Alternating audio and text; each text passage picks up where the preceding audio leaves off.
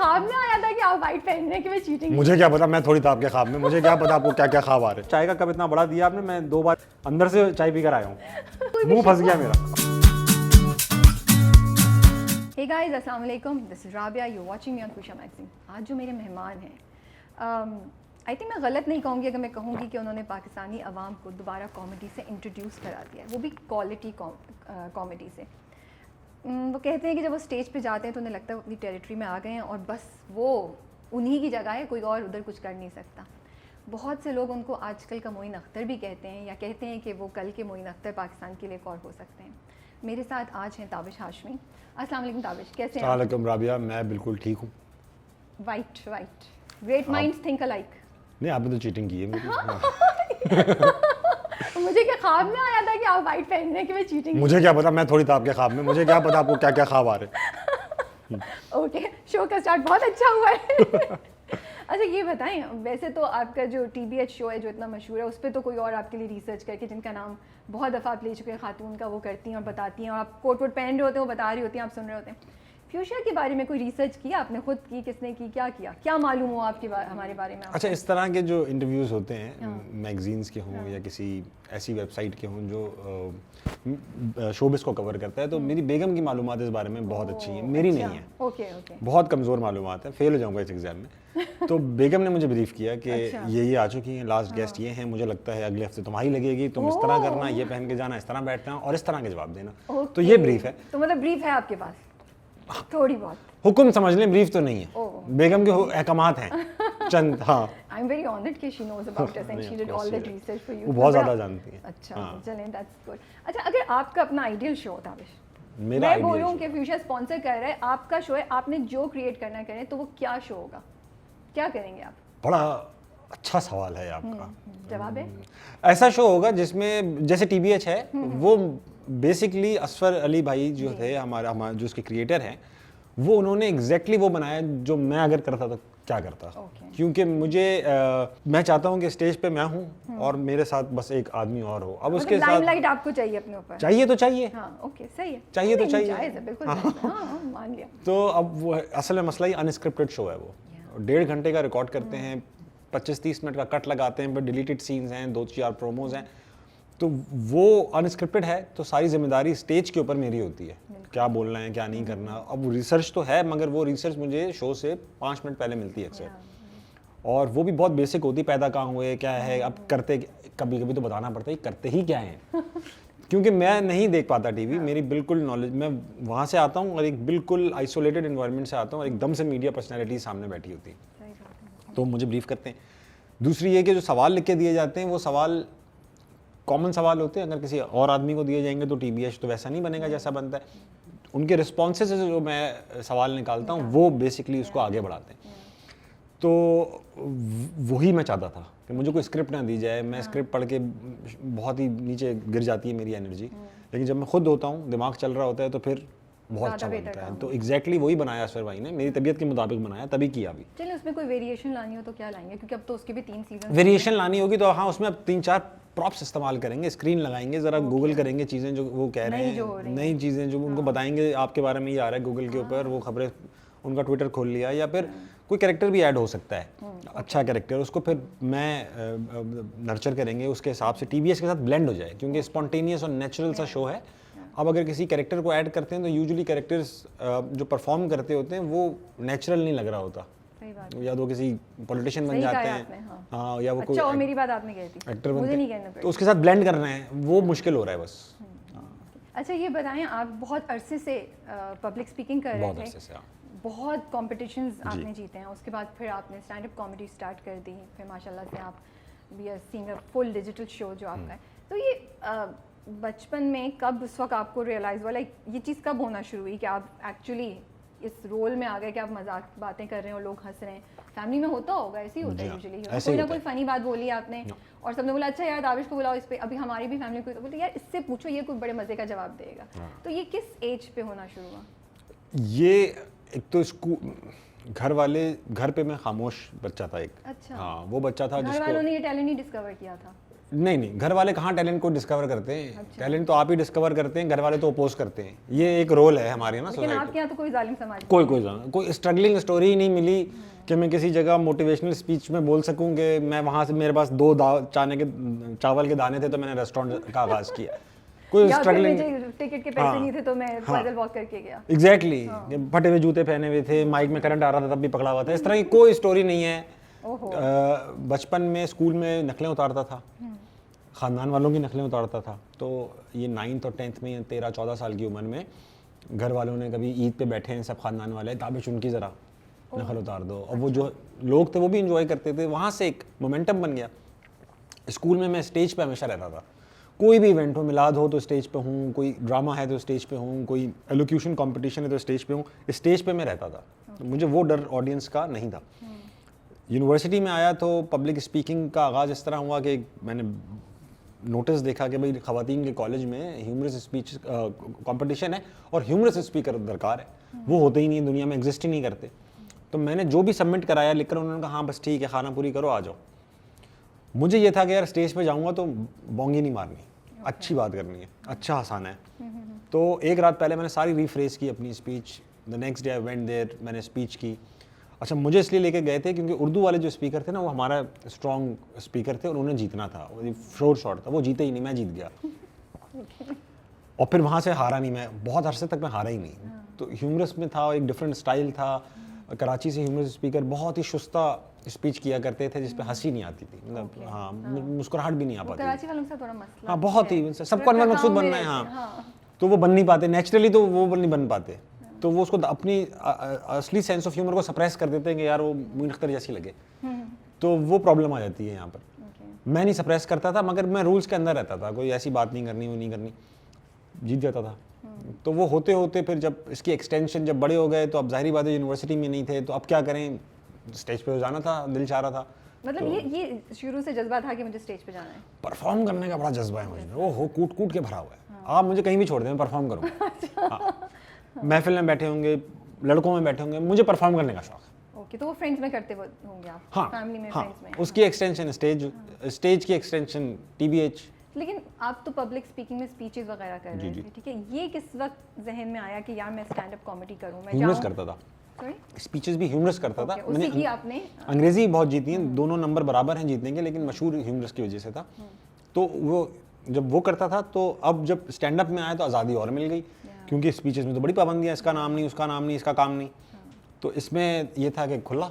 और IBA में talent कब डिस्कवर हुआ? IBA में तो पहली स्पीच कब दी या क्या हुआ? IBA में तो स्पीचेस का पहली परफॉर्मेंस दी। टैलेंटोपिया एक उनका होता था हर साल। अच्छा, उसके अंदर मैंने एक इम्प्रोव प्ले किया अपने दोस्त को मिला के। उसी वक्त हमने डिसाइड किया ये करेंगे, ये करेंगे, बस कर देंगे जो भी है।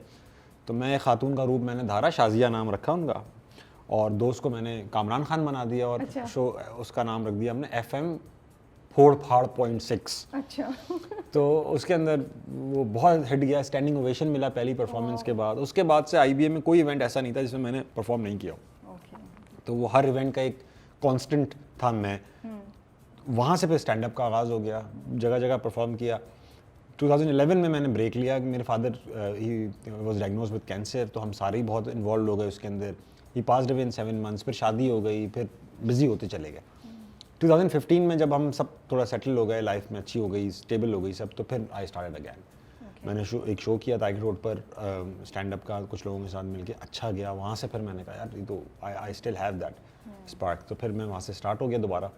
फिर होते होते 2000 काफ़ी स्टैंड अप्स किए लाइव, लेकिन मैं TV के सामने मुझे अच्छा नहीं लगता था काम करना, क्योंकि नौकरी में फिर आपको सीरियस नहीं लेते लोग यहाँ पर। अब आ रहे हैं कोई, आप कॉमेडी कर रहे हैं, ज़्यादा वैल्यू नहीं बढ़ जाती यार आपका तो फिर हर जगह? नहीं, ऐसा नहीं होता हमारे यहाँ। ऐसा है, एक तो मैं सीनियर पोजीशन पे था, तो ऐसा भी था कि हाँ वो भी बनाना है। अब कॉमेडी तो फिर काफ़ी कुछ करना पड़ जाता है उसके अंदर। अब वो आपको सीरियस ना लें, आपके सबऑर्डिनेट्स आपकी हर बात को कैसा टाइमिंग आउट थी। तो ये फिर वो इसलिए नहीं करता था। इवेंचुअली जब कनाडा का हो गया जाने का, मैंने कहा अब तो जा रहे हैं, अब तो भाड़ में सब कर लेते हैं। अब मैं मुझे कोई नहीं पीछे पकड़ेगा या किसी कुछ भी नहीं होगा, क्या उखाड़ लेंगे। तो 2018 में मैंने फिर ये कर लिया, TBH रिकॉर्ड किया, और उसके बाद ये अंदाज़ा था हिट होगा। मैं बहुत चालाक हूँ। आप तो मेरे सारे सवालों का पहले से जवाब दे रहे हैं, मैं सवाल क्या पूछूं भाई? मैंने कहा ना परफॉर्म करने का शौक। मतलब धीरे धीरे चले ना। शुरू में ही आइटम नंबर दे देंगे। सारे सवाल खत्म कर दूंगा, अब आपने इम्प्रूव करना है, यही तो गेम है सारी राबिया, अब करें। चैलेंज सोच लें। ओके चल अब कम बोलूंगा, कम सिलेबस में जाओ। नहीं कर दिया मैं अब सिलेबस में जा दूंगा। हाँ नहीं ऐसा कैसे हो सकता है। अच्छा तो फिर क्या हुआ फिर आपको? अच्छा यहाँ ब्रेक लेते हैं, गो बैक टू पॉइंट जो था। तो IBA में वो आप 2 साल जब थे तो आप खूब स्टैंड अप कॉमेडी वहाँ पे कर रहे थे, तब आपने बाहर शोज करना शुरू कर दिया था आउटसाइड IBA? जी कर रहा था। कौन सा था पहला शो जो बाहर किया? हमारे एक सीनियर थे IBA के था ट्रूप जो ग्रेजुएट हो चुका था, नौकरियां कर रहे थे, उनका एक ट्रूप था भाई लोग कंपनी के नाम से, और वो बड़े अच्छे प्लेस बनाते थे, बहुत फनी लोग हैं, अभी भी हैं, सब एग्जिस्ट करते हैं। तो उन्होंने हमसे कहा कि यार हमारा एक प्ले है, उसमें आ जाओ और स्टैंड अप कर लेना शो के बाद। तो वहाँ पहली बार परफॉर्म किया था और बहुत अच्छा हुआ था वो। तो उस वक्त कुछ था, कितनी ऑडियंस थी? कुछ हाँ 200-300 लोग थे। हाँ, वो ऑडियंस मेरे लिए मानी खो चुकी थी अब। क्योंकि जब पब्लिक स्पीकिंग में था ना, तो मैं खुशदार, पेशावर, आज़ाद कश्मीर, बलूचिस्तान, कोयटा वेटा, फिर कराची, लाहौर की सारी यूनिवर्सिटीज, इतनी जगह कर चुका था कि अच्छा वहाँ पे तो लड़के लड़कियाँ बैठे होते हैं हमारी उम्र के, वो ब्रूटल होते हैं, दूसरी ज़बरदस्ती बैठे होते हैं, उनको बिठाया गया होता है, बैठ जाओ ना, अटेंडेंस कट जाएगी, प्रोजेक्ट के नंबर ये वो, तो उनको हंसाना जो था ना वो है चैलेंज। तो मतलब आपकी ऑलरेडी इतनी प्रैक्टिस हो चुकी थी तब तक कि you were a pro at that time. अब ये लोग पैसे देकर आए मुझे देखने के लिए, ये क्यों नहीं हंसेंगे, ये तो वैसे ही पैसे देकर आए हुए थे। कितना आपका वो ना कॉलर एकदम भरम से बोला मैं। अच्छा ये बताएं, वो मैं जब आप रसालपुर PF इधर सब जगह भी आपने बड़ा परफॉर्म किया, जी जी, और वहाँ की जैसा आप बता रहे हैं कि ऑडियंस तो बिल्कुल ही डिफरेंट है, बहुत डिफरेंट होती है। मुझे वैसे बहुत मजा आया वो किस्सा सुन के। अच्छा सुना आपने? हाँ, कहाँ सुना दिया मैंने, कहाँ की बातें कहाँ कर रहा हूँ मैं, बस वो छोड़ दें आप ना, चलिए अभी हम ये इस वक्त। तो वो किस्सा जो वो के वो करते थे कि उसने शूट किया और पीछे सब गिर जाते थे, साइलेंट बिल्कुल, और बेचारा जो स्पीकर है वो मैंने सोचा यार मैं क्या करूँ। तो आपको जब पहली बार गए आपको आइडिया था कि ऐसी ऑडियंस मिलेगी, या पहली बार झटका लगा तो दूसरी बार तैयार होके गए? नहीं, मैं पहली बार ही मैं सुनकर गया था, मेरी सीनियर स्पीकर थी, उन्होंने कहा वहाँ साइलेंट हूटिंग होगी, ओके तो तुमने उसके लिए रेडी रहना है। लेकिन अच्छी बात बताऊँ, मेरे साथ नहीं हुई एक दफा भी नहीं। क्या मतलब पहले से आप तैयारी मैं फनी, अच्छा आप फनी करें ना, उनको बोर ना करें, नहीं करते वो they are good listeners too, ऐसा नहीं है सब पे ही कर लेते हैं। कभी भी पब्लिक स्पीकिंग कंपटीशन में अगर नए स्पीकर सुन रहे हैं तो जो पिछले शुरू के 7 सेकंड है ना, मेक और ब्रेक है, उसके अंदर अगर आपने ऑडियंस को घेर लिया, कोई फनी ऐसी बात, स्टार्ट बड़ा वो होना चाहिए आपका स्मार्ट सा, वो अगर कर लिया आपने। अगर सीरियस भी कर रहे हैं तो कोई डेट होनी चाहिए, किसी का नाम, किस्सा, यहाँ से स्टार्ट करनी है, कोई ऐसे नहीं शेयर से स्टार्ट कर ली वहाँ से ख़त्म। और अगर वो भी है ह्यूमरस कर रहे हैं तो कोई फ़नी नाम से या अजीब सी आवाज़ निकाल के, या किस्सा ऐसा हो कि उसको एकदम लोग हैरान हो जाए, अरे वहाँ से बनेगी बात। तो ये जो आप अभी ये जो पूरा ये एक्सपीरियंस था उसमें कोई किस्सा है सुना सकते हैं मज़े का? कुछ हुआ आपके साथ इंटरेस्टिंग मेरे साथ जब गए आप ये इस तरह की ऑडियंस में? एक बार कोई जोक किया तो बड़े मजे का रिएक्शन आ गया जिस पे आप भी कह रहे हैं यार वाह वाह क्या रिएक्शन? जोक तो करते हैं, जैसे नेवल एकेडमी में गए, वहाँ सब सफ़ेद यूनिफॉर्म पहने बैठे हुए थे। अच्छा, अब जब नेवल एकेडमी जाते थे हम सिविलियन टाइप लोग, तो हम आपस में डिसाइड करके जाते थे कि यार हमने भी ज़रा एटिकेट्स सॉलिड रखने हैं अपने, उनको लगे ना कि कहीं महसूस ना हो जाए उन्हें। तो हमारे दोस्त हैं मुनीब तारिक, वो भी कनाडा में हमारे साथ रहते हैं, बेस्ट फ्रेंड है हमारे, वो हमारे साथ सीरियस करते थे और मैं ह्यूमरस करता था। तो मैंने कहा मुनीब तुम ना एक जेब में हाथ रखना, सीधा अकड़ के जाना, पहले स्टेज सेक्रेटरी से यूँ नोट करके इजाज़त लेना, फिर बोलना। अच्छा। तो ये हमारा एक सीक्वेंस डिसाइड होता था कि हमने बहुत प्रोफेशनल लगना है। हम किया, मुनीब ने यही किया, नोट किया, उन्होंने कहा जी, उन्होंने स्पीच शुरू की, बहुत तालियां में जी, बहुत अच्छी की। अब मेरी बारी आई तो मैं भी उठकर आया, वही अकड़ा हुआ, एक जेब में हाथ, स्टेज पे पहुंचा तो मुझसे जो पहली स्पीकर गई थी उन्होंने वो स्टूल सा रख लिया था। तो स्टूल सा रखने के बाद वो क्योंकि रोस्टर बड़ा था तो उनको ना, अब मुझे वो हटाना था। अब सब रेडियो मतलब पिन ड्रॉप साइलेंस था वहाँ पर, क्योंकि सब फौजी भी बैठे हुए थे सब यूँ, और हम इतने स्टाइल से भी आए थे। मैंने हल्का सा यूँ किया तो पट करके वो ऐसा जोर से गिरा, इतनी जोर से आवाज़ आई कि लोग वहीं से हंसना शुरू हो गए। उन्होंने कहा ये इसका पार्ट था। हाँ, तो मैंने स्टार्ट भी यही किया, मैंने कहा सब सफ़ेद कपड़ों में, नाक और कान में रुई की कमी है, वरना लोग कहते जिसको चेहरा देखना है आगे बढ़ता जाए। यहाँ से स्टार्ट किया, तो मैं इसी तरह स्टार्ट करता था। अब इतनी पाबंदियां होती थी कि उसके बीच में से आपको कुछ ना कुछ ऐसी चीज़ निकालनी है कि वो लोग हैरान हो जाएं। अब जैसे लोग सीरियस स्पीचेस करते थे तो नंबर्स फेंकते थे कि 4,85,000 ये हुए नंबर, मर गए लोग। तो मैं भी इस तरह स्टार्ट करता था, 3,03,333 करोड़ 2,03,000 नंबर दिया। ये यहाँ मरने वाले लोगों की तादाद नहीं है, ये उन लोगों का नंबर नहीं जिन्होंने उनके साथ ये हुआ है, ये वो नंबर नहीं जिनके साथ, मैं भी सीरियस स्टार्ट करता था। बल्कि मेरा फ़ोन नंबर है, प्लीज़ नोट कर लें। तो इस तरह के स्टार्ट करता था। तो लोग एंजॉय करते थे। Okay. बस फिर यही अब देख लें, अभी भी यही कर रहा हूँ। बड़ी इंटरेस्टिंग बात आपने बोली कि पहले रिस्ट्रिक्शंस काफ़ी होती थी और अब नहीं है, तो फ़र्क लगता है कि उस वक्त जिस किस्म का मटेरियल आप प्रोड्यूस करते थे और अब जो जोक्स बना रहे हैं, कोई क्वालिटी में फ़र्क लगता है? क्योंकि अनवर मकसूद ने एक दफ़ा कहा था कि जब हम मार्शल लॉ में जब हम करते थे तो हम ज़्यादा बेहतर, बिकॉज आप you have to think out of the box. तो आपको लगता है ऐसा ही होता है या क्या? Whenever we are free to speak, we hardly speak. It is only when our liberties are usurped, then we start talking. तो ऐसा है कि अभी भी कॉमेडी के ऊपर पाबंदियां जो हैं वो बहुत ज़्यादा हैं, वो अब वो अपरेंट नहीं है। पब्लिक स्पीकिंग में तो रूल्स पढ़ के सुनाए जाते थे, यहाँ रूल्स पढ़े भी नहीं हैं, अनरिटन रूल्स हैं सोसाइटी के। अच्छा, पहले की जो सोसाइटी थी वो काफ़ी ज़्यादा एक्सेप्टेंस थी, मुझे ऐसा लगता है, क्योंकि आज भी मैं कवालियाँ सुनता हूँ कुछ अजीज़ मियाँ की, तो ऐसी कवालियाँ हैं कि अगर मैं आज गा दूँगा तो मुझे पकड़ लेंगे लोग, जूते भी मारेंगे। उमर शरीफ साहब के शो देखें, वो आज अगर मैं कर दूँगा अपने काले बालों के साथ तो मुझे लोग गालियाँ देंगे कि ये ब्लास्फेमी भी कर दी, गंदी बात भी कर दी। एक्सेप्टेंस थी, राइट टू चूज़ ज़्यादा था शायद उस ज़माने में। अच्छा, राइट टू चूज़ जो है ना वो अभी ज़्यादा है, मगर क्या है, क्योंकि अब एक्सप्रेशन का जो वो है ना, वेंट करने के जो मीडियम्स हैं वो इतने सबके पास हैं। अब सबको सब कहना है और सबके लिए कहने के लिए जगह भी है, सब एक्सपर्ट बन गए हैं और सब पाकिस्तान में सबको सब पता है, आप उन्हें कुछ बता नहीं सकते, तो वो सब, और उनके बाद अब जगह भी मिल गई बताने की कि हमें सब पता है, तो वो प्रॉब्लम है। वो अभी भी पाकिस्तान का कमेडियन बहुत सारे मौजूआत पे सोच भी नहीं सकता, वो सोचता ही नहीं है, छोड़ो यार ये क्या सोचूं मैं इस पे। तो अभी भी उसमें आपका अब ज़्यादा खतरनाक पाबंदियाँ हैं, That's also true. ज़्यादा खतरनाक पाबंदियाँ। पहले भी कह चुका हूँ ये बात, पॉलिटिकल करेक्टनेस हमेशा कमेडियन में ढूंढी जा रही है। यार कमेडियन ने ये बात कर दी, जबकि कॉमेडी को आप छोड़ दें, हर किसी की अपनी ऑडियंस है, जिसको जो सुनना, राइट टू चूज़ नहीं है यहाँ पर, राइट टू चूज़ वो बहुत इंपॉर्टेंट है। अनलेस आप किसी और के राइट नहीं खा रहे हैं, आपको राइट होना चाहिए, आपको अपने लिए क्या चाहिए। तो आपको लगता है कि आप पे ये प्रेशर है to be politically correct? Of course है, बहुत ज़्यादा है, अनड्यू है, कभी कभी अनड्यू है, क्योंकि क्या है, हमारे यहाँ जो वोकनेस है वो थोड़ी इमेच्योर या अभी इवॉल्व पूरी तरह नहीं हुई है। None of us are completely woke, कोई क्लेम नहीं कर सकता। आज से 10-15 साल पहले हम सब मिसोजिनिस्ट थे, हमारी तो सही है ना, सभी थे, कन्वर्सेशंस भी ऐसी थी, ड्रामे के रोल्स भी ऐसे थे, सही है, सब मिसोजिनिस्ट थे। लड़की की तरह रो मत was not insulting for women at one point in time, now it is, सही है, एंड इट शुड बी। मैं ये नहीं कह रहा कि होना ही नहीं चाहिए, है, लेकिन मसला ये इतना तक तो ठीक है। अभी क्या है कि वो थोड़ा इमेच्योर भी है, तो हर बात को पकड़ लेते हैं, चाहे अगले की इंटेंशन हो ना हो, वो अरे यार ये देखा, ये जुमला, ये मसला है, वो ना भी हो। अब डेव शपेल ने भी अपना एक स्पेशल किया है, नेटफ्लिक्स पे आया, बहुत ज़्यादा वो ऐसा है कि वहाँ पे एतराज़ भी उठा, मगर लोग देख भी रहे हैं वो। ऑफ कोर्स ऑडियंस तो हर किस्म की हर चीज़ के लिए होती है। पाबंदी नहीं लगा दी गई, कैंसिल नहीं हो गए, अरेस्ट नहीं हो गए, उनको ब्रांड्स भाग नहीं गई उनके पास से, तो ये प्रॉब्लम पाकिस्तान में बहुत ज़्यादा है। ब्रांड्स बहुत सेंसिटिव हैं, वो इंडिया में जिस चीज़ को स्पॉन्सर कर देंगे एग्जैक्टली वही चीज़ यहाँ बनेगी स्पॉन्सर नहीं होती, क्योंकि वो भी डरती हैं, उनका भी गेम समझनी है। तो पाबंदियाँ बहुत ज़्यादा हैं।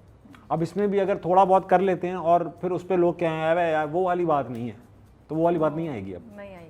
ये तो वैलिड पॉइंट है। उसी से मैं कही थी जो आपका ये पॉइंट है कि कॉन्वर्सेशंस अब बड़ी डिफरेंट हो गई हैं। अब वी एक्सपेक्ट जो भी पब्लिक फिगर है किसी भी मायने में, किसी भी फील्ड से, उनको ऊपर एक रिस्पॉन्सिबिलिटी होती है, एक सर्टेन टाइप ऑफ, वो जो आपने बात बोली वो है। But personally do you feel कि अगर इस तरह की बाउंड्रीज कॉमेडी में हम रखते हैं तो कॉमेडी को अफेक्ट होता है, और वुड यू नॉट एग्री कि कहीं ना कहीं तो रिस्पॉन्सिबिलिटी कॉमेडी पे भी आएगी? हम मतलब पहले बहुत दफ़ा बॉडी शेमिंग हो जाती थी, हम कहते थे नहीं हमारा मतलब थोड़ी तो जोक में कर रहे हैं, एथनिसिटीज़ पे भी अब नहीं कर सकते आप। हाँ, मैं तो वैसे भी बाय चॉइस नहीं करता, या बट अब कॉन्वर्सेशंस डिफरेंट हो गई हैं, चाहे वो स्क्रिप्ट्स हो, चाहे वो कॉमिक स्क्रिप्ट हो, या जो भी है, एक ट्वीट भी कोई कर रहा हो तो यू हैव टू थिंक कि आप क्या कह रहे हैं। तो आपको लगता है कि नहीं होनी चाहिए इस किस्म की रिस्पॉन्सिबिलिटी, हम नहीं मांगे आप लोगों से? देखें, एक चीज़ तो मैं बिल्कुल मांगे, रिस्पॉन्सिबिलिटी मांगे। मैं ये बात नहीं कर रहा कि हम किसी प्लेटफॉर्म को इस्तेमाल करें और किसी वीक जो है ना, किसी वीक फ्रैक्शन ऑफ सोसाइटी को फर्दर ऑपरेस करें, सही है, या फिर किसी ऐसे शख्स को जिसकी शक्ल या अपीयरेंस में उसका कोई हाथ ना हो उसको डिमीन करें। ये तो बिल्कुल ही नहीं होना चाहिए। ये तो उस वक्त भी नहीं करते थे जब लोग करते थे, तब भी मैं नहीं करता था। देखिए मैं अब स्पेसिफिकली आपकी नहीं, आप सबकी बात कर रही हैं ना, अभी हम अभी कंटेम्प्रेरी पॉइंट ऑफ व्यू की बात कर रही हूं, कंटेम्प्रेरी नहीं, कंटेम्प्रेरी स्टैंड अप कॉमेडियंस जो हैं उनमें से कोई भी ये नहीं कर रहा। ओके, पाबंदियों का मतलब हम लोग इसी कॉन्वर्सेशन में सर्कल्स में घूम रहे हैं कि बॉडी शेमिंग, मैं इसकी बात नहीं कर रहा था।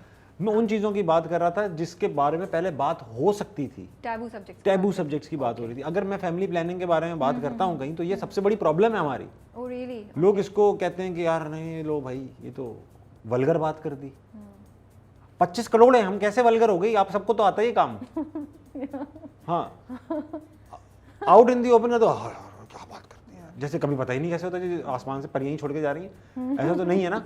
ये इन बातों में, ये पाबंदियों की बात कर रहा हूँ मैं। बॉडी शेमिंग तो भाई बिग नो है, ये तो होना ही नहीं, पहले भी नहीं होना चाहिए था। और जो करते हैं, एक जमाने में सब हीरोज थे हमारे जो करते हैं। का इशू दूसरे टॉपिक्स पे जो वैलिड टॉपिक्स हैं जिनको हम मे बी कॉमेडी के थ्रू ज्यादा अवेयरनेस क्रिएट कर सकते हैं, यू नो, और हम उस अपॉर्चुनिटी को लूज कर रहे हैं, वो भी नहीं कर सकते। फिर इस इदारे के बारे में बात नहीं करो, उस इदारे के बारे में बात नहीं करो, सरकारी बात नहीं करो। बट आप तो टीवीएच पे बहुत खुल के खेल रहे होते हैं। मैं तो कर लेता हूँ भाई, मैं अपनी बात तो कर लूँ, लेकिन जो बाकी हैं वो सब इस वजह से बहुत डरते हैं। तो वो हम लोग, हमारे ऊपर एक प्रेशर है अनड्यू। ऐसा नहीं है कि मैं खुल के कर लेता हूँ, कुछ कटता नहीं, कट तो बहुत कुछ जाता है। वो तो 1-1.5 घंटे की बात 35 मिनट्स निकलते हैं, तो जो बच जाता है वो जो बिल्कुल ही डिलीटेड हो जाता है ना, वो है असली कंटेंट। ओके, वो कभी आप निकालिए ना, नहीं बिल्कुल ही निकालो। आप बाहर जाके ना रिलीज कर दीजिएगा। उस तरह के कंटेंट निकाले नहीं जाते, लीक होते हैं अक्सर। वही ना, तो आप लीक कर दिए, आप गायब हो जाइएगा, फिर आप लीक कर दीजिएगा और फिर कहूंगा फेक थी। पाकिस्तान में सबसे आपकी वायरल वीडियो कौन सी होती है? जो फेक होती है, वरना नहीं होती। फेक थी। ओके, वैसे एक बताना चाहूँ, चाय का कप इतना बड़ा दिया आपने, मैं 2 बार इसके अंदर से चाय पीकर आया हूँ। इतना बड़ा कप है। हमने कहा कोई मुंह फंस गया मेरा। ओह, बड़ी इतना बड़ा मुंह कैसे फंस गया आपका? मुंह ज्यादा बड़ा है।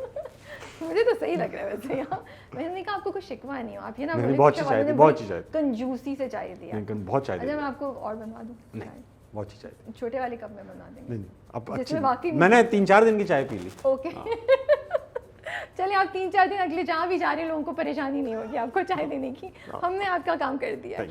अच्छा, आप बचपन में स्टटर करते थे हल्का सा, do you think that is also one reason जिसकी वजह से पब्लिक स्पीकिंग की तरफ गए, जो आपको अपनी इस चीज़ को ओवरकम करने के लिए चैलेंज लिया आपने? हाँ, मैं आपके इंटरव्यू सुने थे, मुझे ख्याल सा आया। अंडर कॉन्फिडेंट तो बहुत ही था मैं। अच्छा, एक सॉरी अब मैं कट रही हूँ, बट मुझे ये भी ना बड़ी कंफ्यूजन थी। आपने बहुत जगह बोला है कि आप बड़े अंडर कॉन्फिडेंट थे, फिर आपने कहा मैं स्टेज पे भी जाके मैं हो जाता था।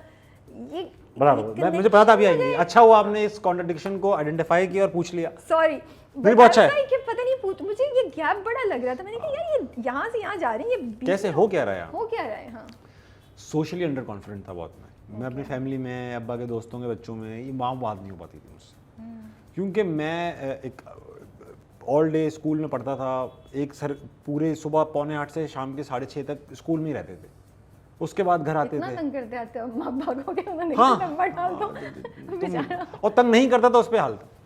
तो घर आते आते ना कोई हिम्मत नहीं रहती थी, तो कोई सोशल लाइफ थी नहीं ऐसी, मोहल्ले के भी दोस्त नहीं थे, टीवी देखने का भी टाइम नहीं था, आते ही पड़ जाते थे बस लाश की तरह। तो एक तो 10-11 साल यही रूटीन रहा। तो बिल्कुल अब सारी क्या था, परफॉर्मेंस सारी कुछ स्कूल में ही थी, दुनिया वही थी, वहाँ पे स्टेज था, वहाँ के लोग देखते थे, वही दोस्त थे, वो आपका कंफर्ट जोन, वो मेरा कंफर्ट जोन था। अब घर आया तो फिर वो बैठे हुए, तो वो अब समझिए, ठीक है, हाँ। ऐसा था मामला।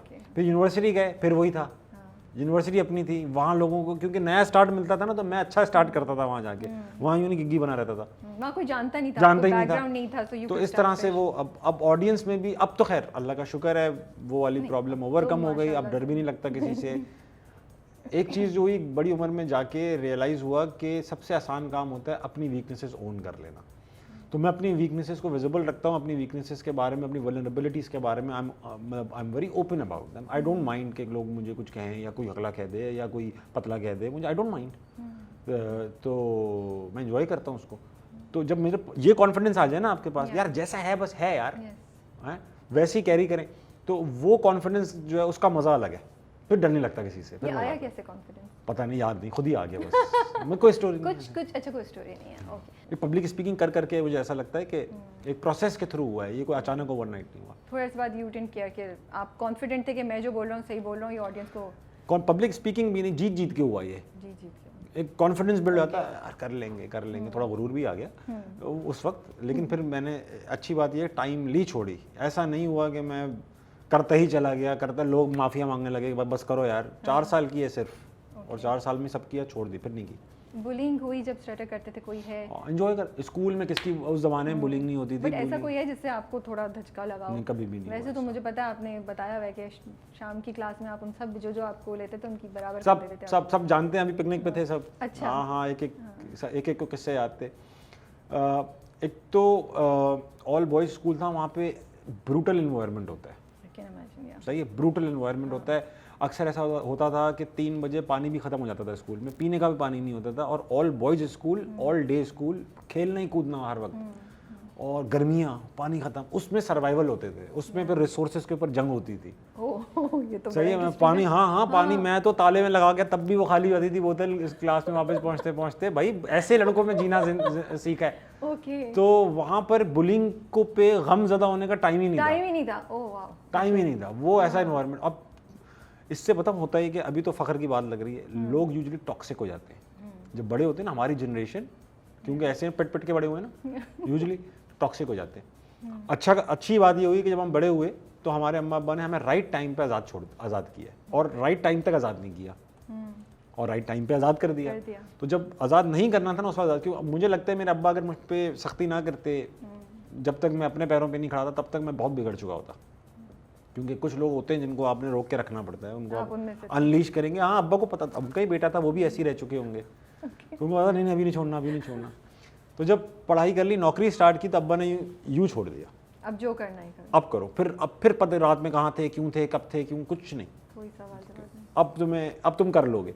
तो फिर यही था कि दिमाग में एक वैसी वो हो गया था कि नहीं यार, ये तो काम करना ही नहीं है। तो वहाँ से फिर मामला आगे बढ़े, तो कुछ टेंशन नहीं हुई, बुलिंग शुलिंग कुछ नहीं हुई। आपने 4 साल तक बीच में कॉमेडी छोड़ दिया था, ये जब आपके फादर की तबीयत खराब, तो ये फादर की डेथ से अफेक्ट हुआ था, कुछ है इस रिलेटेड? हाँ बिल्कुल है, कुछ मसला, मतलब अफेक्टेड यू दैट मच कि आप नहीं कर सके? बहुत डर गए थे हम। एक तो एक पूरी कैंसर पेशेंट के साथ जो है वो रहना इज अ चैलेंज इटसेल्फ, बहुत ज़्यादा। तो अब्बा से मेरी एसोसिएशन बहुत स्ट्रॉन्ग, इतनी स्ट्रॉन्ग ज़रूर थी कि सबसे पहले मुझे और अब्बा को पता चला था कि अब्बा को कैंसर है, और अब्बा ने मुझसे कहा कि बताना नहीं है। तो 2-3 हफ्ते तो मैंने ही अपने पास रखी रही है खबर सिर्फ। और मेरी डिपेंडेंस अब्बा पे इतनी थी कि मुझे बड़ी उम्र तक, 27 साल की उम्र में था जब अब्बा का डेथ हुई, कोई इतनी छोटी उम्र नहीं थी, मैं चेक लिखता ही नहीं था। अपने चेक भी मेरे अब्बा ही लिखते थे, मुझसे साइन कराते थे, मेरे क्रेडिट कार्ड के बिल्स भी वो बताते थे तुम्हारी ड्यू डेट ही है। इतना मुझे वो उनके ऊपर डिपेंडेंट था मैं, पैसों के लिए नहीं मगर अपनी प्रोटेक्शन के लिए। बाप जिंदा होता है तो फिर बेटा कितना ही बड़ा हो, कितना इंटेलिजेंट भी हो, वो उसके अंडर। और हमारे अब्बा थे भी ऐसे हंसी मजाक ऐसा था कि उनके सारे यूनिवर्सिटी के जो दोस्त थे, उनको अगर किसी तीसरे दोस्त को बेवकूफ़ बनाना है या कोई पार्टी अरेंज करानी है तो वो मुझे इस्तेमाल करते थे। अच्छा। किताबें उन अंकल की आवाज़ निकालो और उन अंकल को फ़ोन करो और ये वाले अंकल का काम करा दो। आप उनके पार्टनर इन क्राइम थे सारे दोस्तों का। वो बुढ़े दोस्त थे अंकल के, अब 70-80 साल के होने लगे, अभी भी यही हालत है उनकी। तो अब्बा के दोस्तों की सब मुझे अपने दोस्त की तरह ट्रीट करते हैं। इस तरह के माहौल में अब्बा के साथ, अच्छा अम्मी के साथ तो कोई शेयर नहीं कर सकते आप स्टोरियाँ, क्योंकि अम्मी तो आप कोई भी पूछती रहती हैं, कोई है तो बताओ, कोई है तो बताओ। जिस दिन बता दिया उस दिन शाम बता दी। जिस दिन बता दिया आपने। हाँ। अच्छा, तो ये अब्बा का ऐसा था कि अब्बा को अगर मैं झूठ भी बोल दूं अम्मी के सामने कि अब्बी ये लड़के तो ऐसी, ये लड़की तो ऐसी दोस्ती, तो अब्बी मुझे कहते थे अच्छा आओ जरा वॉक पे चलें। उनको पता था कि घर से बाहर जाऊंगा तो सच बताऊंगा। अच्छा। तो वो इस तरह के उनसे थे। फिर मुझे अच्छी टिप्स देते थे कि जब मैं इंजीनियरिंग करना नहीं चाहता था और बीबीए करना चाहता था, उन्होंने मुझसे कहा कि देखो भाई बीबीए करके एमबीए करोगे तो लोग कहेंगे एमबीए किया हुआ है, लोग तो थोड़ी कहते हैं बीबीए एमबीए। इंजीनियरिंग करके एमबीए करोगे तो लोग बोलेंगे अच्छा यार इंजीनियरिंग भी की हुई है, तो जब पढ़ना ही है 4 साल तो कर लो ये भी। मैंने कहा लॉजिक है। हाँ। कोई अब उस ज़माने में, हमारे ज़माने में कोई ऐसे करियर काउंसलिंग कुछ होती नहीं थी ऐसी कुछ। उन्होंने बड़ी पता की, उन्होंने बड़ा अच्छा आपको हैंडल किया, उन्होंने ऑनेस्टली बहुत ज़्यादा, उन्होंने बड़ा अच्छा हैंडल किया उस वक्त, बहुत ज़्यादा, जो शीले खून को ना। हाँ वो थे इस मामले में इंटेलिजेंट, तो उन्होंने अच्छी तरह हैंडल किया। And I do give a lot of credit to my father, क्योंकि अगर वो मुझे उस वक्त आज़ाद छोड़ देते, जो मैं चीज़ें मांग रहा था कि मैं जाने दें ये करने, तबाह हो जाता। मुझे लगता है आपकी सेंस ऑफ ह्यूमर भी शायद उन्हीं से आई है, जी जो जी मैंने थोड़ा बहुत आपका सुना है। ऐसे ही तो वो भी बहुत आपका फनी, बहुत मजाक है। तो यू वर रियली अफेक्टेड जब आपको बहुत पता ज़्यादा चला? बहुत ज़्यादा, इतना ज़्यादा कि मैं अब्बी की बहुत अच्छी नकल उतारता था, अब्बी कहते थे हम, बहुत अच्छी मिमिक्री अब्बी की, बहुत इतनी ओरिजिनल आवाज़ की, कभी कभी वो भी हैरान रह जाता, अरे मैं कहाँ से बोल रहा हूँ। खाने पकवा लिया अम्मी से फ़ोन कर करके अब्बी की आवाज़ में, इतनी हद तक ओरिजिनल थी। तो फिर अब्बी की डेथ के बाद से कभी आवाज़ भी नहीं निकाली, क्योंकि आवाज़ सुन के मुझे अजीब सा लग जाता था। तो वो एक बहुत बड़ा इम्पैक्ट था मेरे ऊपर, और मुझे ऐसा लगता था मैं फ़नी नहीं हूँ। 4 साल तक एक असर रहा, ऐसा लगने लगा कि कोई ऐसा सख्त डिप्रेशन नहीं था, लेकिन लगता था कि नहीं यार अब नहीं होगा, ख़त्म बस, अब कुछ और। दिल भी नहीं चाहता होगा दुख में कि मुझे नहीं हंसना। अब्बी मेरे अचीवमेंट से बड़े खुश होते थे, बहुत ज़्यादा खुश होते थे, और हर जगह जाते। फिर वो वाला नहीं हो, दिल चाह के यार करें करें नहीं करें। फिर ये भी जो 2015 में किया, ये भी ऐसी ज़बरदस्ती कहा चलो यार इतने लोग कह रहे हैं करके देखते हैं, तो फिर शुरू हुआ, वरना शायद तब भी ना होता। पर उस पॉइंट पे आप अपने आप को डाउट कर रहे थे, आपको लग रहा था आप नहीं कर सकेंगे? मुझे लगता था मैं कुछ नहीं कर पाऊंगा। डाउट क्यों आ रहा था? मतलब इतना एक्सपीरियंस था आपका, तो उसके बाद जब दोबारा स्टेज पे जा रहे थे डाउट क्यों आ रहा था? मुझे ऐसा लगा मैं आउटडेटेड हो गया हूँ, रियलिटी से बहुत क्लोज रहता हूँ मैं। ओके, बताया ना, वीकनेसेस के बारे में ओपन रहता हूँ, तो मुझे ऐसा लगा मैं आउटडेटेड हो गया हूँ, मेरे जोक्स बहुत पुराने हो गए हैं। अच्छा, कुछ जोक्स ऐसे थे जो उस ज़माने के लिहाज से थे भी नहीं अब, ठीक है, तो वो जोक्स भी इस्तेमाल नहीं हो सकते थे। मैंने कहा कंटेंट नया बनाना पड़ेगा, क्या बनाऊँ, दिमाग ही नहीं चल रहा था। बस फिर थोड़ा बहुत मैंने कहा यार लिख तो लिया है, फ़नी लग नहीं रहा है, मैंने कहा चलो करते हैं यार, अब आपको जानता कौन है अब, तो गए तो वो फ़नी ही था एक्चुअली, हिट हो गया। मैं बहुत अंडर वो फील कर रहा था कि यार नहीं होगा, लेकिन अंडर एस्टिमेट कर रहा था, मगर इट वेंट रियली वेल। और बस फिर तो हाँ, फिर पीछे नहीं देखा। अच्छा, एक जहाँ मैं आपका देख रही थी, दो सवाल एकदम से आ गए। पहले तो I want to tell you कि आपको रियलाइज़ होता है बड़े अच्छे टीचर हैं जब आप ये कॉन्वर्सेशंस कर रहे होते हैं। अच्छा, हाँ, मैंने बड़ा चीज़ें पिक की हैं आपसे। अच्छा, हाँ, उसमें से एक चीज़ मुझे ये बड़ी इंटरेस्टिंग लगी। So I just want to compliment you, let you know कि जो आप जितनी बातें बोल रहे होते हैं आपको शायद रियलाइज़ नहीं हो रहा, बट आप ना बड़े पॉइंट्स दे रहे हैं जो लोग सुन रहे हैं, स्पेशली यंगस्टर्स को गाइडेंस दे रहे हैं इन नॉट जस्ट कि कॉमेडी फॉलो करनी है बट ज़िंदगी में भी। एक चीज़ मुझे आपकी बड़ी इंटरेस्टिंग लगी कि आपने जब असफर ने आपको ऑफ़र किया था वीजे का, तो आपने उस वक्त मना कर दिया। तो मैंने कहा अच्छा यार इन्होंने 10 साल बाद TVH किया, तो मैं भी थोड़ा कुछ डिसीजंस पे वेट कर सकती हूँ, विच आई एम नॉट 100% श्योर। लेकिन साथ ही मुझे थोड़ा सा वो हुआ कि मोइन अख्तर साहब ने भी आपको नंबर दिया भाई खुद के आके मिलना, तो आपने ना तो वो शो लिया, ना ही आपने ये मोइन अख्तर को, मतलब मोइन अख्तर आपको बोल रहे हैं, नहीं गया मैं, आपने मुड़ के मैसेज भी नहीं किया, पता नहीं, गए भी नहीं गए। तो उस वक्त क्या जहन में चल रहा था? Because one of the reasons आपने असफर को मना किया कि नहीं यार मुझे अपना शो चाहिए एंड तो वो तो वीजे का भी तो अपना ही शो होता है ना। नहीं वो ऐसा था, मतलब वो फॉर्मेट था, उसमें 2-4 एपिसोड से मुझे आना था, मतलब मेन मेरा नहीं था। ओके। लेकिन मुझे एक टीवी के सामने अपीयरेंस देनी थी। मोइन अख्तर साहब ने ना सिर्फ मुझे बुलाया, अपने वो जिस इवेंट में आए थे वो सब उनके पीछे भाग रहे थे, और उन्होंने मुझे अपने पास बिठा के बोला कि मेरे साथ ही डिनर करो, तो बहुत और नंबर दिया। इनफैक्ट मैं अभी बता रहा हूँ ये बात कि उनसे मिलने गए लोग ताबिश बन गए, उनसे ताबिश बन के लोग मिल के गए, और उनको जाहिर बात है वो इतने लोगों से मिल चुके थे, वो ताबिश को कहाँ पहचानते होंगे, लेकिन वो उनसे भी फिर मिला, हाँ मुझे याद आ गया। फिर वो खुद भी कंफ्यूज होंगे, यार अब तो बिल्कुल ही बकवास हो गया ये लड़का, तो मैं कभी गया ही नहीं। और इनफैक्ट 4-5 गलियाँ छोड़ के ही रहते हैं घर से मोइन अख्तर साहब। इसलिए भी नहीं गया क्योंकि हमारे एक जानने वाले ने मुझसे कहा कि बेटा वो बरगद का दरख्त है, मोइन अख्तर साहब बहुत घना होता है, उसके नीचे दरख्त बहुत कम मुश्किल से उगते हैं, तुम जाओगे भी तो तुम हमेशा उनके साथ भी 2-3 एग्जाम्पल्स देंगे, ये लोग भी उनके साथ इसी तरह मिनी मोइन अख्तर या यंग मोइन अख्तर बन के निकले, आज भी वैसी हैं, वो मोइन अख्तर नहीं बन पाए। तीसरी बात ये थी कि मुझे आज तक ऐसा फील होता है कि जब मेरे लिए कोई ऐसी चीज़ होती है ना जिसमें मुझे सक्सेस मिलनी होती है, तो मुझे ऐसा लगता है कि मुझसे मुंह पकड़ के हाँ करवा देता है। मैं यूजुअली हाँ नहीं कह पाता, मुझे घबराहट सी होती है। अब ये रिसेंटली एक अवार्ड सेरेमनी जो बहुत सारे लोगों का एक ख्वाब होता है कि यार उसमें परफॉर्म कर लें, ज़्यादातर न्यू 20 का तो यही होता है यार उसमें। अब जब आया ना, तो जब से हाँ की थी एंजाइटी हो रही है कि यार क्यों कर दी, अच्छा खासा घर पे पड़ा हुआ था, सो रहा था, जा रहा था, बीच पे जा रहा था दोस्तों, क्यों कर दी। और अम्मी से भी कह रहा था अम्मी कब होगा, कब ख़त्म होगा ये, टेंशन में था मैं। तो लेकिन एक वो हाँ निकल गई बस मुँह से। तो जहाँ हाँ निकलनी होती है ना, वो निकलवाने वाला निकलवा देता है, और जहाँ नहीं करनी होती ना, वो नहीं करवाने वाला नहीं करवा देता है।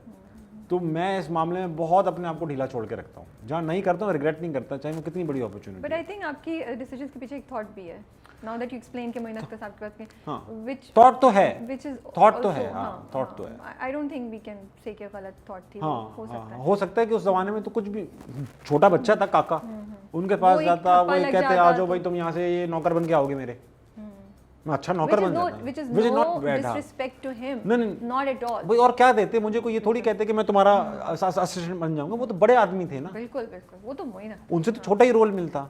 अब वो होता ही है कि जब आप एक बड़े आदमी के साथ छोटा रोल करते हैं ना, तो आप अच्छा भी करते हैं तो आप छोटे रोल के अच्छे आदमी बन जाते हैं। अब लोग कहते हैं यार वो नौकर बहुत अच्छा बनता है, अच्छा ही हुआ नहीं कि अभी अब सोचते हैं जाके तो यार हाँ सही किया, लेकिन उससे वैसे टेम्पटेशन तो होती होगी यार, उस दिन कितना खुशी हुई होगी ना उस दिन। अरे मुझसे ज़्यादा मेरे अब्बा को खुशी, वहाँ बैठ के सबको बता रहे थे, यूँ कर रहे थे, वो मेरे लिए ज़्यादा खुशी थी।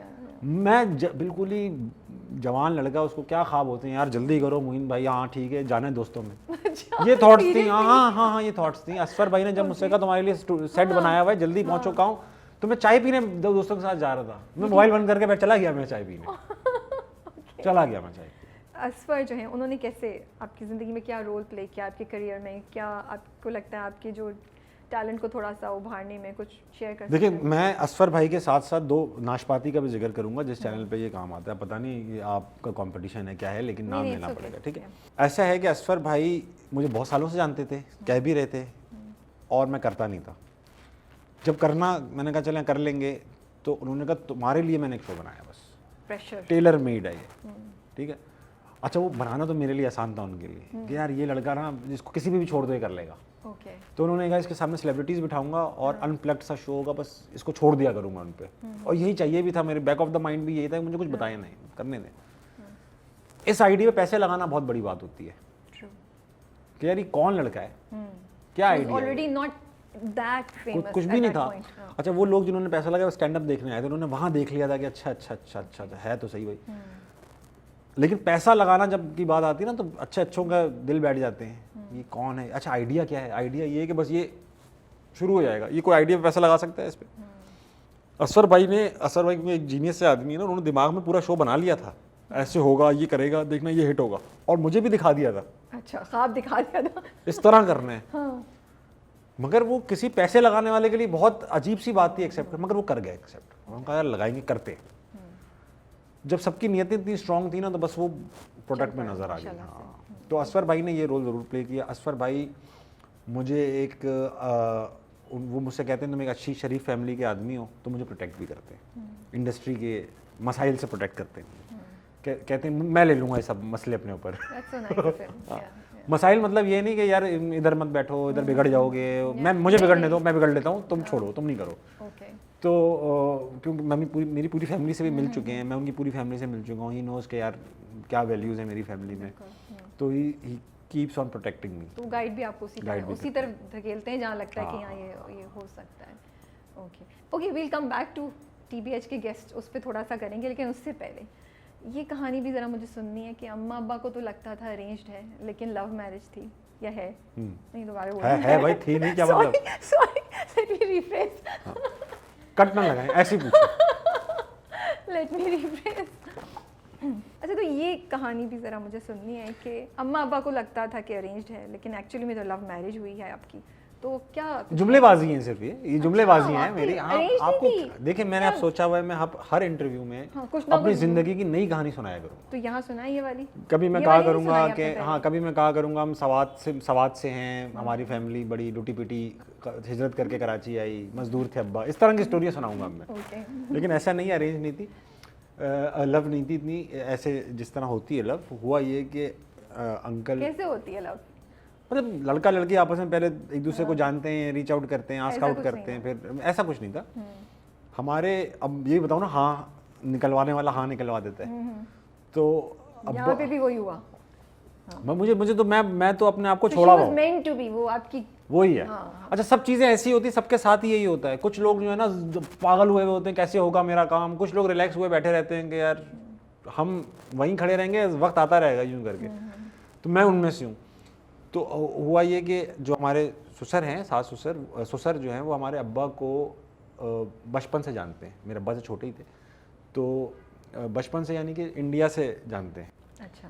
तो उन्होंने इंडिया में देखा था जब वो छोटे होते थे और मेरे अब्बा जवान होते थे, तो वो मोहल्ले के लड़के नहीं होते खूबसूरत से लड़के जिनको बच्चे कहते हैं हम ऐसे बनेंगे, तो वो मेरे ससुर की वो हालत थी अब्बा को देख के। ओके। हाँ। फिर वो बहुत अरसे बाद 50-55 साल बाद कराची में उन्होंने मुलाकात हुई ससुर की, तो उन्होंने पहचान लिया, अरे मंजूर साहब आप, तो इन्होंने अभी भी पहचान गया, अरे तुम खालिद ये वो। एक ही हम एक ही मोहल्ले में रहते थे, हमें पता ही नहीं था, कैंटोनमेंट एरिया कराची में, मलिर कैंट, वहाँ रहते हैं हम। तो अब्बा उनके घर गए एक बार, वो हमारे घर आए तो ख़बर मिली कि इनकी यहाँ बेटी भी एग्जिस्ट करती है। हाँ। तो अच्छा, मैं अम्मी को 5-6 ख़वातीन के रिश्ते भिजवा चुका था। ओके। तो मैं फिक्स नहीं कर पा रहा था अपने आप को। ओके। हाँ, तो अब्बा ने भी कहा बेटा तुमसे हो नहीं पा रहा, तुम फेटल मिस्टेक्स कर रहे हो अपनी चॉइस में ना। अच्छा, वो होता ही था भिजवाओ, तो अब्बा आके ना कोई ऐसी बात ज़रूर बताते थे कि ये और मैं भी फिर कहता था यार बात तो मैंने सोची ही नहीं, ये तो होगा। तो फिर इधर हुआ ये कि हम गए घर, तो मैंने देखा तो अम्मी को कोनी वोनी मार दी मैंने कि अम्मी। ओके। तो बस हो गया, बस अचानक हो गया। अगले दिन मैंने अब्बा ने कहा कि चलो बात कर लें, मैंने कहा हाँ मुझे लग रहा है आप कर लें। दिल ठुक सा गया एकदम। वाह, पहली नज़र में मोहब्बत हो गई आपको। हाँ, तो वो चाय लेकर आई, ट्रॉली चाय वाय कुछ नहीं लाई, वो आगे वो कुछ नहीं नहीं लाई, नहीं हमारी बेगम कुछ ऐसा नहीं हुआ, बिल्कुल इस तरह की कन्वेंशनल तरीके से नहीं आई, चाय नहीं लाई, बल्कि वो चाय तो पहले से आ गई थी। वो आगे थोड़ी देर बैठी, उन्होंने कहा अस्सलाम वालेकुम किया और 2 मिनट बाद ही कहने लगी मैं ज़रा आंटी मुझे जाना है, थैंक यू, अस्सलाम वालेकुम, चली गई। मतलब फुल एटीट्यूड दिया उन्होंने। हाँ, चली गई। उसको पता नहीं था रिश्ते के लिए आए हुए लड़के, और उसने इतना खूबसूरत लड़का भी इग्नोर किया। हाँ, ये नहीं कि अगर मेरे घर को इतना मतलब प्यारा लड़की आई होती मैं तो बैठा ही रहता, कहाँ जाऊँगा मैं, एग्जैक्टली, मुझे जाना ही कहाँ है, तो भाई थोड़ी देर तो बैठा, मैं तो यहीं रहता हूँ। बस आपने उधर से पकड़ लिया उन्होंने आपको ना, ये हार्ड टू गेट जैसी प्ले की, आपको पता है लड़कों का तो यही होता है, फंस गए आप। हाँ, तो हो गया, बस अल्लाह का शुक्र है, फिर शादी हो गई। नहीं, मुझे वो बड़ा इंटरेस्टिंग लगा, मैंने कहा यार इतने मतलब काफ़ी जगह जगह फिरे हुए, तो ऐसा कैसा है कि मतलब कोई पसंद नहीं आई, कुछ नहीं हुआ, और इतने शरीफ के अरेंज मैरिज कर ली। नहीं, शरीफ तो था, जरा वो शरीफ तो था, वो ताबेदार कह देते हैं, चले ताबेदार नहीं था, शरीफ तो था। और अच्छा हुआ मेरे लिए भी और उन खवातीन के लिए भी जिनसे मेरी शादी नहीं हुई। आपके 2 बच्चे हैं अल्हम्दुलिल्लाह। कितने बड़े हैं? मेरी बेटी है रानिया 8 साल की, और मेरा बेटा है तैमूर, वो है 4.5 साल का। तो रानिया कुछ समझती है इस तरह के जोक्स, कुछ करती अभी है? वो अपनी दोस्त से परसों बात कर रही थी, तो उन दोस्त की अम्मी हमारी फैमिली फ्रेंड है, उन्होंने मुझसे कहा कि ताबिश रानिया का फ़ोन आया था मिनाइल के पास, जो उनकी बेटी है, कह रही थी मेरे बाबा पाकिस्तान गए हुए फेमस होने। She's so cute। आपने बोला बेटा मैं ऑलरेडी फेमस हूँ। नहीं, वो अगर कनाडा में रहती हैं, अगर उन्हें कोई पाकिस्तानी टीचर विचर मिल जाए तो वो उनसे डायरेक्ट जाके पूछती हैं आप मेरे फादर को जानती हैं? वो डायरेक्ट ये पूछ लेती हैं, कहती कौन है भाई आपके फादर? ताबिश। अब वो नहीं भी जानती तो वो टीचर कुछ ना हाँ अच्छा हाँ बेटा जानते, इतनी बार पूछ चुकी हो तुम। लेकिन है, आप कुछ देख रहे हैं उनमें, अपनी झलक नजर आती है कुछ? हमारे फैमिली में हर किसी के पास कोई ना कोई एक टैलेंट है। मेरी बड़ी बहन बहुत अच्छी पेंटर है, लॉस एंजलिस में काम करती है, पेंटिंग करती है। मेरी छोटी बहन जो है वो हमारी कॉमेडी में इंस्पिरेशन है, क्योंकि उन्होंने ही बेसिकली ये काम स्टार्ट किया था अपने कॉलेज यूनिवर्सिटी में, जो मैं कैरी कर रहा हूँ। अब वो नहीं करती हैं कभी कभी, लेकिन टीवी शीवी पे नहीं करती। तो उसके अंदर, रानिया के अंदर हम सबका कुछ ना कुछ कॉम्बिनेशन है। वो बोल भी अच्छा लेती है, पेंटिंग बहुत अच्छी करती है, पोइट्री अच्छी लिखती है, वो सब अच्छा करती है। तो इस उम्र में तो जो 6, 7, 8 साल के होते हैं ना, इस उम्र में बच्चों को यूजुअली मल्टी टैलेंटेड होते हैं, सब काम कर रहे होते हैं। जो आर्ट उसके कॉमन जो बच जाएंगे उसमें हम काम करेंगे इंशाल्लाह। फोकस जिस पे हो जाएगा। अभी तो बहुत अर्ली है। वाइफ कैसे रिएक्ट करती हैं आपके सारे शोज पे? सुनती हैं, फीडबैक अच्छा देती क्रिटिक है करती या? हैं, हाँ, नहीं फीडबैक देती है, जहाँ बनता है वहाँ पे बताती है, बहुत छिचोरे लगे तुम, ये गंदी बात कर दी, ये तो करना ही नहीं चाहिए थी, ये क्यों कह दिया, इस तरह क्यों बैठे हो। अच्छा, बिल्कुल सही करती है। उसकी वजह से काफ़ी improvement, she is you know the driving force. चलिए, that's very nice to hear माशाल्लाह से। एंड आप लोग अभी तक कनाडा में ही हैं, no plan to move back? नहीं, बड़ी मेहनत से गए।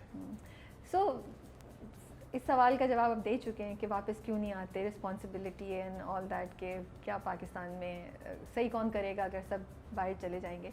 मैंने थोड़ा सा उसको रिफ्रेज किया है, पूछें कि I to some extent I do agree with you कि हाँ हर किसी को अपनी सिक्योरिटी चाहिए होती है एंड एवरीथिंग, लेकिन अब इस पॉइंट पे जब आप एक इन्फ्लुएंशियल पर्सनालिटी हैं, जब माशाल्लाह से यू से something, youth follows you, it makes a difference. अगर चलें 5% भी होता है, डोंट यू थिंक अब आपका वापस आना काम कारआमद हो सकता है?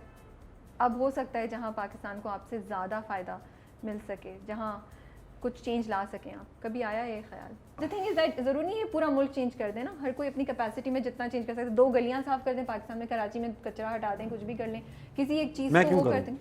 क्यों नहीं करें आप? मैं क्यों करूँ? क्यों नहीं करें आप? पहला सवाल ये है कि देखिए क्यों नहीं करने का तो बहुत बड़े ज़्यादा रीज़न है। मैं एक आवाम हूँ, मैं रिसीविंग एंड पे होना चाहिए हूँ यूजुअली, ठीक है, इस मुल्क में मैं नहीं होना चाहिए गिविंग एंड पे। लास्ट रिजॉर्ट होना चाहिए कि एक इंसान जो इस मुल्क का शहरी है वो गिविंग एंड पे वो गलियाँ साफ़ कर रहा हो, वो शायद ठीक है, उसका काम ही नहीं है। Why do you expect people to do that? ये तो हमारा प्रॉब्लम है। तुम क्यों नहीं करते, मैं क्यों करूँ? मैं यहाँ नौकरी करके अपने बच्चे पालूँ, ये मेरा काम है। इस मुल्क में रहने का हर शहरी का हक है, रहे, टैक्स दे और इंसान का लॉ अबाइडिंग रहे और अपनी फैमिली का काम करे। हर शहरी यही काम करता है ना, शहरी थोड़ी गलियां साफ करते हैं। किस मुल्क के शहरी गली साफ करते हैं? नहीं, किसी मुल्क के नहीं करते। किस मुल्क के शहरी जो है वो सिग्नल ठीक करते हैं? किस मुल्क के शहरी रोडें ठीक? कोई नहीं करता। हम क्यों करें? जिसका काम है वो करे, हमारा काम है उनको ठीक करना। लेकिन हम उनको भी तो नहीं ठीक कर रहे हैं, हम कर भी नहीं सकते। देखिए पहली बात ये कि अब मैं थोड़ा सा इसका जवाब पॉलिटिकल है लेकिन अनफॉर्चुनेटली देना पड़ेगा। इस मुल्क में 80% सीट्स जो हैं वो बरादरी के नाम पे जीती जाती हैं। यहाँ पर मैं भी इलेक्शन में खड़ा हूँगा तो मुझे जाके इलेक्टेबल्स अपने साथ मिलाने पड़ेंगे, वरना मैं जीतूंगा ही नहीं। एक सीट जीता बैठा रहूँगा, सही कुछ भी नहीं कर पाऊंगा। ये पॉलिटिकल सिस्टम ऐसे ही है, जिनके लिए बना उन्हीं का चला भी रहे। हर पॉलिटिकल पार्टी में एक ही लोग होते हैं, एक ही लोग हैं, कभी इधर होते हैं कभी उधर होते हैं। क्यों इलेक्टेबल्स चाहिए? जब ऐसे माहौल में मैं क्या चेंज कर सकता हूँ राबिया? तो मैं ये कोशिश भी नहीं करना चाह रहा। और मैंने पहले ही बता चुका हूँ कि इस मुल्क में अगर रेवोल्यूशन लाने की कोई सोचता है ना, तो रेवोल्यूशन कभी भी अपने लिए नहीं ला सकते आप, क्योंकि रेवोल्यूशन में हमेशा ऑल आउट जाना पड़ता है आपको। अगर आप अपने लिए ला रहे हैं तो इसका मतलब ये तो आप तो मरने से डरते हैं और किसी भी मुसीबत से डरते हैं, तभी तो आप अपने लिए लाना चाह रहे हैं। नेक्स्ट जनरेशन के लिए लाते हैं रेवोल्यूशन। और ज़रूरी नहीं है कि मैं नेक्स्ट जनरेशन के बारे में ही सोचता रहूँ, मैं अपने बारे में नहीं सोचूँ। क्यों ना सोचूँ? मैं एक इंडिविजुअल हूँ, मेरे पास अपनी लाइफ है, मैं उस लाइफ को गुजारना चाहता हूँ, अल्लाह ने दी है। मैं क्यों नाशुक्री करूँ यार? अपनी ज़िंदगी की खैर है, दूसरों को बजाता फिरूँ। सबकी चॉइस नहीं है ना ये, और इसको ये चॉइस रखना जायज़ भी नहीं है। हाँ, तो मुझसे जब कोई कहता है ना यार आप क्यों नहीं चेंज करते, मेरा काम नहीं है। मैं एक आर्टिस्ट हूँ, मैं कॉमेडी कर रहा हूँ, मैं अपनी कॉमेडी के थ्रू थोड़ी अवेयरनेस फैला सकता हूँ। सड़कें क्यों साफ करूँगा मैं? नहीं, मैं मजाक नहीं कर रहा। मैं आपसे नाराज हो गई, आप इंटेंस हो गया मैं। बताने का मकसद ये नहीं था कि आप सड़कें, वैसे मैं यही कह रही थी कि वो अपनी अवेयरनेस के थ्रू ही आप देखिए। पहली बात तो ये है कि पाकिस्तान में पत्थर उठाओ, 2 इन्फ्लुएंसर बैठे हुए। मैं अक्सर ऐसा होता है, कोई किस्सा होता है, मेरा एक दिल चाह रहा होता है मैं इस पर अपना पॉइंट ऑफ व्यू बयान करूँ। कहता हूँ यार इतने लोगों ने कर दिया है, अब मैं पॉइंट ऑफ व्यू बयान करता हुआ ना, वो हुज्जत तमाम नहीं होती कि यार चलो करके ख़त्म करो, ये वाली बात होती है। वो क्या कहते हैं उसको, वो जो जुमला बोल गया, बहती गंगा में हाथ धोने वाली बात लगती है मुझे अक्सर। तो मैं यूजुअली सोशल इशूज़ पे वहाँ बात करता हूँ जहाँ कुछ हो सकता है। जब मैं अपने दोस्त, अपने यंग लोगों, कजन्स में बैठा होता हूँ जो मुझसे ऐसे इन्फ्लुएंस होते हैं कि वो करेंगे वो काम। तो मैं अगर कुछ लोग 10,000 लोगों के 10 लाख लोगों पे काम कर रहे हैं, मैं 2 लोगों पे काम कर रहा हूँ, हो सकता है वो 10 लाख में भी 2 ही कन्वर्ट होते हैं। सही बात है, सही है। मैं उन 2 पे ही काम कर लेता हूँ जो कन्वर्ट हो जाते हैं, तो नेट रिजल्ट सेम ही आता है। आज ताबिश ने बहुत interesting point of view share किया हमारे साथ। हम भी सोचेंगे इस बात पे कि हम क्यों करें, शहरी क्यों करें शहरी हर बार शहरी करते रहे काम, पिसे भी हम, सड़कें भी हम ही बनाएं, पागल हैं क्या? बना के फिर सफाई भी खुद करें। और ये जो कहते हैं ना कचरा फेंक देते हैं लोग, भाई कचरा एक इंफ्रास्ट्रक्चर प्रोवाइड करें। मैं भी अगर कनाडा में अगर हमारे घर वो ना आए ट्रक की गाड़ी, या सरकार हमें डस्टबिन ना दे, तो घर थोड़ी भर लेंगे कचरे से? कहीं ना कहीं उठा के लेके जाएंगे, और कहाँ तक लेके जाएंगे? कहीं ना कहीं ग्राउंड नजर आएगा, फेंक देंगे। नहीं, और एक्चुअली बाहरी जमा होना शुरू हो जाएगा, 3 दिन तो जमा ही होगा। न्यूयॉर्क में हम न्यूयॉर्क गए, भरम नहीं दे रहा, हर कोई जाते हैं न्यूयॉर्क, ठीक है।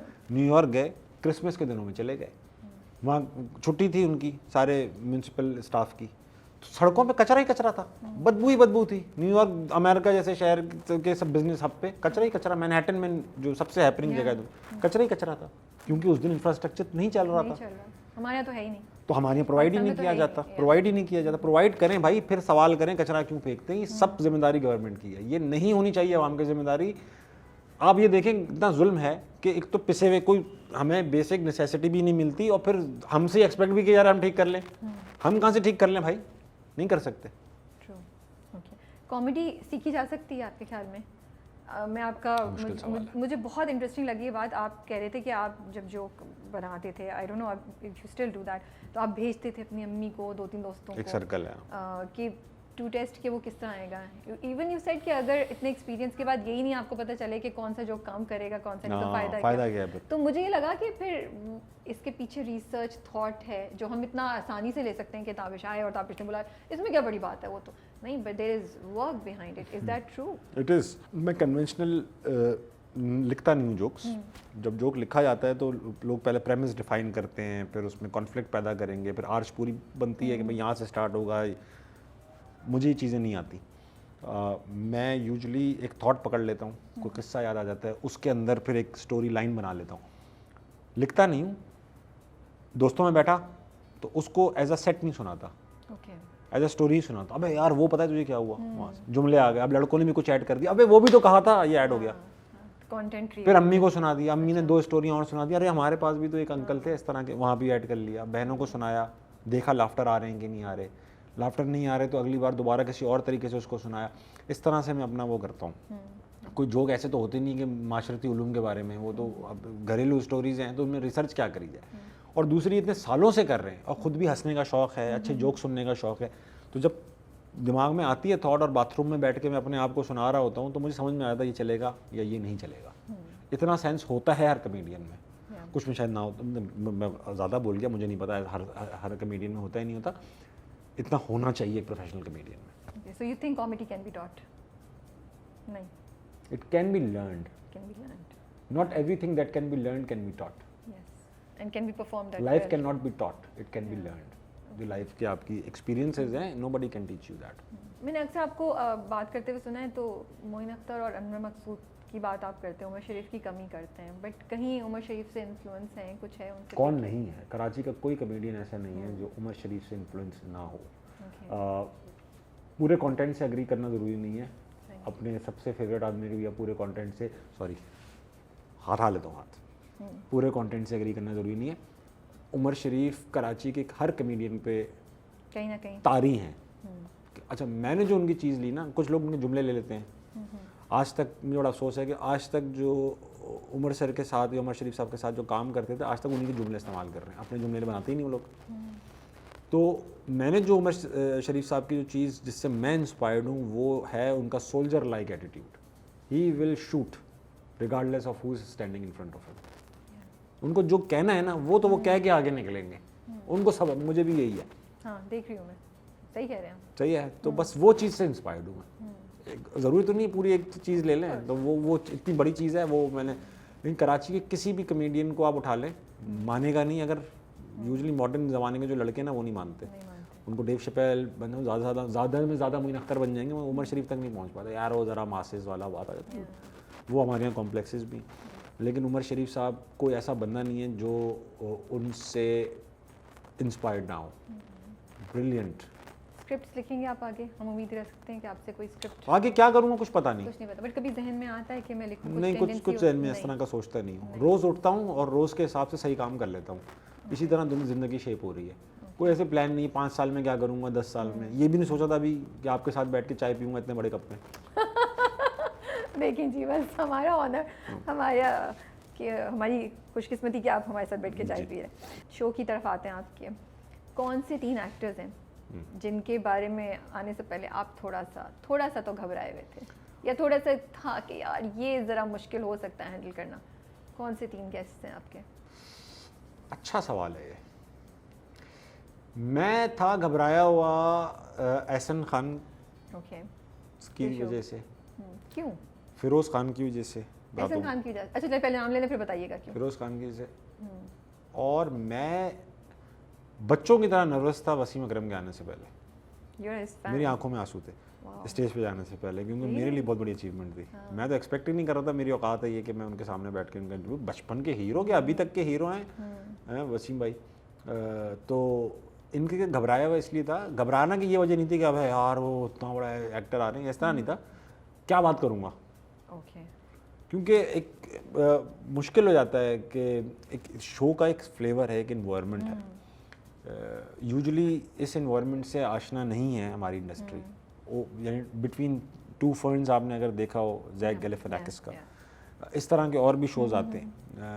वहाँ पर प्रेसिडेंट्स बैठे होते हैं यूएस के, फेडरल सेक्रेटरीज बैठे होते हैं, और उनसे आपने देखा है वो किस तरह बात करते हैं। ठीक है, पानी गिर जाता है उनके ऊपर, गमले गिर जाते हैं, वो तो होता है ना। वो लोग असल में सब्सटेंस वाले लोग होते हैं। आप उनकी पॉलिसीज से डिसएग्री कर सकते हैं, उनकी पर्सनैलिटीज़ की वीकनेसेस नज़र नहीं आती हैं आपको, मतलब वो सॉलिड होते हैं। पता होता है जी बात कर रहे हैं तो there is reasoning behind what they are saying, there is logic behind that supporting it. तो हमारे यहाँ ऐसा होता है कि हमने जुमले सीखे हुए होते हैं, सिर्फ अच्छे अच्छे खूबसूरत जुमले, वो हम उसके पीछे सब्सटेंस कोई नहीं होता। तो वहाँ पर होता ये है कि फिर मज़ा नहीं आता। लेकिन फॉर्चुनेटली ऐसा हुआ कि एहसान खान साहब बड़ा मज़ा आया। वो आए तो अच्छे मूड में आए, खेलने के मूड में आए, उनके साथ मज़ा आया। मैं घबराया हुआ था, लेकिन ये इमेज मेरा गलत उन्होंने साबित किया, नहीं he was a good sport. Firoz Khan एक अलग उसमें आए थे फेज़ में, और I do respect his right to say कि जो उन्हें पसंद नहीं आ रहा वो बोल सके। इस शो की बात यही है, मैं कभी ऑफेंड नहीं होऊंगा और मैं एक्सपेक्ट करूंगा कि लोग भी ऑफेंड ना हो, और जहाँ उनको लगे कि उनको जवाब नहीं देना तो वो बता दें या घुमा दें। ठीक है, जवाब ना देने के 100 तरीके होते हैं, फनी तरीके से भी आप कर सकते थे। ये होता। और वसीम अकरम पे तो रात तक यकीन आ रहा था कि मैं इंटरव्यू कर। वसीम खान और फिरोज़ खान की एपिसोड एक ही दिन रिकॉर्ड हुई है। सुबह में वसीम अकरम की हुई तो मैं वहाँ पहुँच गया कि वाह भाई वाह ताबिश, क्या बात है तेरी, क्या बात है तेरी। फिर फिरोज़ खान की एपिसोड हो गई, क्या बात है तेरी। ओके, कौन से 3 थे जिनको आप समझ रहे थे कि यार ये तो मेरे यूं, हाँ, और एक्चुअली में जब आप स्टेज पे गए तो आपने कहा ओके इट्स नॉट दैट। नाम नहीं लूँगा, नाम नहीं लूँगा। अच्छा, नाम कोई एक आई खातून, तो मुझे रिसर्च टीम उस वक्त असफर भाई थे सिर्फ, उनका माता पढ़ी लिखी नहीं है, तुम निकाल लेना, तुम कर लोगे, नाम ना लेना, काट देना भाई। हाँ, नाम नहीं ले रहे हम। हाँ, तुम निकाल लोगे, ये कर देना, वो कर देना। अब खातून आई तो वो ठीक ठाक बाहर की पढ़ी लिखी थी। मैंने उनसे स्टेज पे ही पूछा, मैंने कहा तो आपने क्या पढ़ा हुआ है? तो उन्होंने ये डिग्रियां बता दी। मैंने असफर भाई को देखा यूं करके, तुमसे तो मैं बाद में मिलूंगा। वो चले गए बाहर, मैं आता हूँ, यूं चले गए बाहर, छोड़ के अकेला, छोड़ के चले गए। लेकिन बहुत अच्छा हुआ वो इंटरव्यू। मुझे अच्छे लगते पढ़े लिखे लोग आए जिनसे मैं मेंटल फ्रीक्वेंसी मैच कर सके, जिनके पास सब्सटेंस हो, जिनकी ईगो बहुत बड़ी ना हो, जो जोक को जोक लेना सीखे। जो लोग एंजॉय करके गए ना शो खुद से, उनके शो वायरल जाते हैं, उनको लोग पसंद करना शुरू कर देते हैं। और जो आगे ना ये हमलावर हो जाते हैं या डिफेंसिव हो जाते हैं या इमेज कॉन्शियस हो जाते हैं, उनके शो आवाम पहचान लेती है। This is the quality of this show, it is so spontaneous and natural and people like that part of it. So if you are coming, मतलब नेचुरल आ रहे हैं आप, स्पॉन्टेनियस हैं, people will like you. But if you are still like, अब वो आप TV जैसा इंटरव्यू दे रहे हैं तो वो लोग बोलेंगे यार मत बुलाया करो, बोरिंग गेस्ट है, बहुत ब्रूटल कमेंट्स होते हैं। बट यू डू रियलाइज कि ये बहुत डिफरेंट चीज आप डिमांड कर रहे हैं लोगों से ना। नहीं, इंसानों वाली चीज डिफाइन कर रहे हैं, जिस तरह घर में बैठते हो वैसे बात करो। अब ये स्टार्स तो नहीं कर सकते, सेलिब्रिटीज तो नहीं कर सकते। क्या हो गया? It's all about social image, there image, social media. अब आप डिजिटल प्लेटफॉर्म से बोल रहे हैं, बिल्कुल फ्रैंक हो जाओ। अब ये कपिल शर्मा शो में नहीं आते इतने बड़े बड़े स्टार्स, कैसे बैठते हैं? क्यों?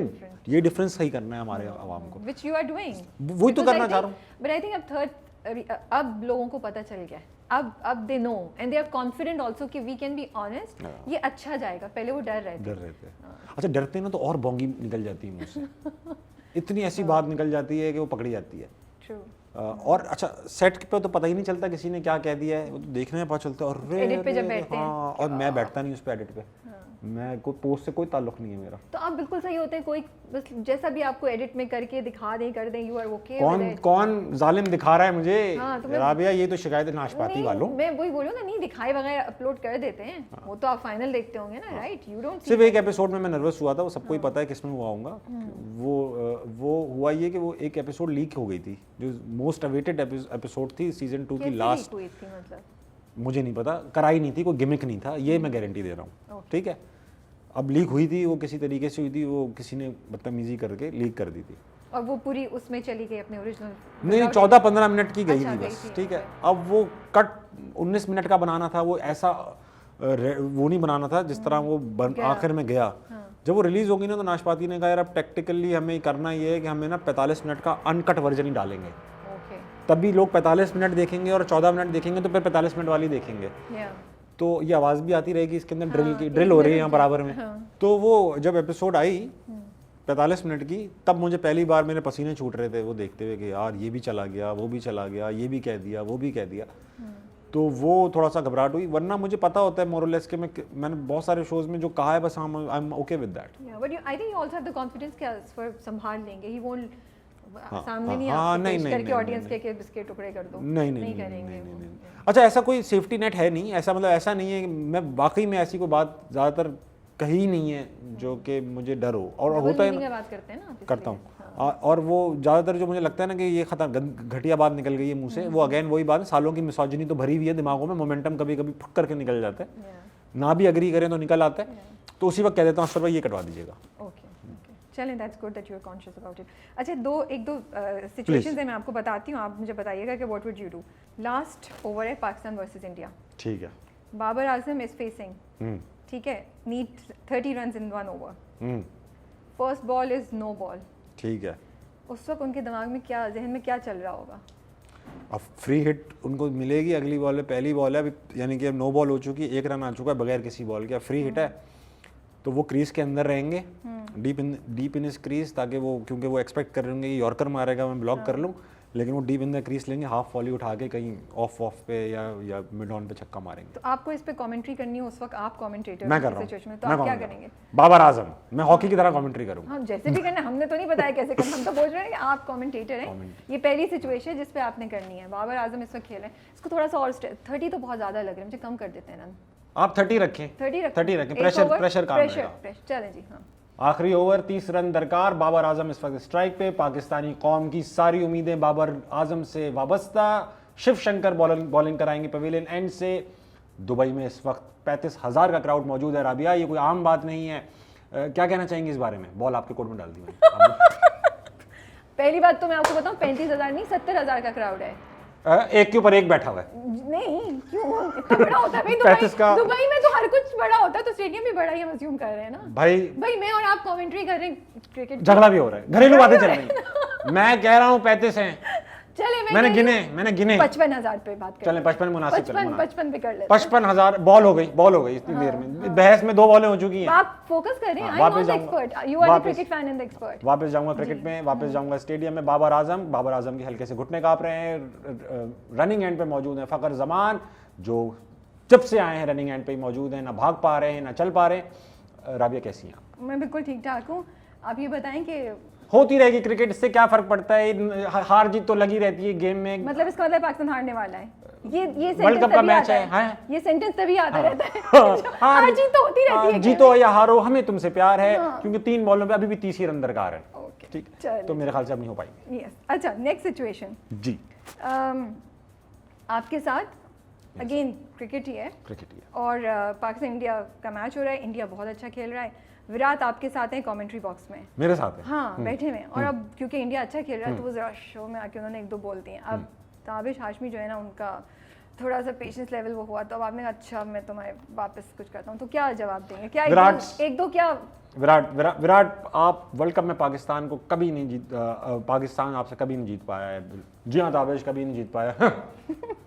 मगर विराट, अगर आपको पता है कि आपको ये रिकॉर्ड मेंटेन करने के लिए हमें हर बार हराना होगा, और हमें आपका रिकॉर्ड तोड़ने के लिए सिर्फ आपको एक बार हराना होगा, सारा प्रेशर आपके ऊपर है विराट। ये तो ठीक कह रहे हैं आप Tabish. That was so good.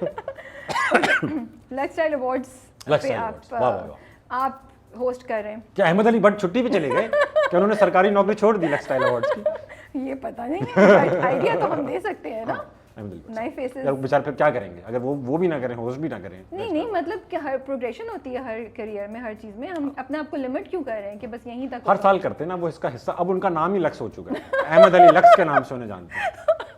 हर साल ये डिस्क्लेमर, यहाँ जो गेस्ट आते हैं उनके ख्यालात उनके हैं, डज नॉट रिप्रेजेंट फ्यूचर्स। बाजी डर गई। हाँ भाई देखिए, अब कुछ भी हो सकता है ना। ओके, मजाक कर रहे हैं अहमद भाई, डार्लिंग आदमी आप। बहुत अच्छे, मजा आता है उनको सुन के। मैं भी जुमला बोल दूँ ना, कवर करें, सेव कर ले दोनों। ओके, सो अवार्ड्स पे ऐसा करते चलिए, अवार्ड्स हैं, सम अवार्ड्स हैं जिस पे आप होस्ट कर रहे हैं, ठीक है। अब आपने जो अनाउंस करना था बेस्ट एक्टर का, आपने गलत नाम अनाउंस कर दिया है। एक्चुअल जो सही था वो नहीं किया, और जिनका नाम अनाउंस किया वो एक्टर वॉक करके आ रहे हैं। हाँ, गलत जिनका कर दिया है। अब आप क्या करेंगे? The award for the best actor award goes to Muni but. Oh shit, के बराबर में जो बैठे इमरान अशरफ। Not bad।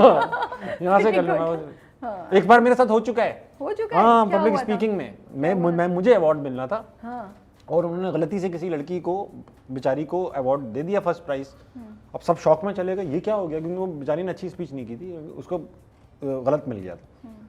तो अब मिल गया, लोग नाराज वराज हो गए। जब क्राउड बाहर चला गया ना, सारा उन्होंने कहा sorry we have made a mistake, ये तो ताबिश को मिला है। अब क्राउड जा चुका, फायदा ही क्या उस अवार्ड का। सीरियसली? और बेचारी लड़की वापस करने आ रही, मुझे इतना दुख हुआ। हाँ। तो फिर आपने तो नहीं, मैंने कुछ भी नहीं दिया, मैं ले ली उसे ट्रॉफी। क्यों दूंगा भाई मैं, वही बात हो गई कि आवाम सड़क साफ करे, मैं क्यों करे। बेचारी का दिल इतनी मुश्किल, आपको तो जीतते रहते थे आप। अरे गलती से मिला उसको, बेचारी उसको आदत हो जाती ना मुफ्त खाने की। मैं बेटा मैंने आपके लिए किया, आपकी बेहतरी के लिए किया मैंने। कुछ लाइंस हैं ये पाकिस्तानी ड्रामों की, आई डोंट नो इफ अब बहुत ज़्यादा फेमिलियर हैं लाइंस हैं या नहीं। अगर आपने इनको टर्न अराउंड करना हो या किसी सिचुएशन, इसको हम वेट कर लेते हैं। मुश्किल काम दे रही हैं आप मुझे राबिया। छोड़ दें? नहीं करेंगे।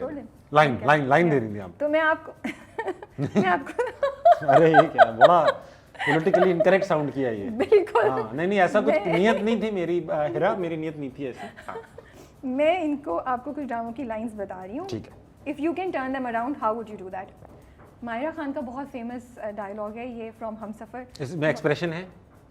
आपकी मर्जी है, मैं ओपन छोड़। मायरा खान का था, मैंने कहा पता नहीं एक्सप्रेशन होना हो।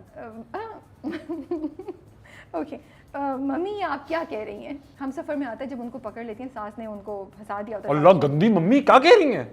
ओके।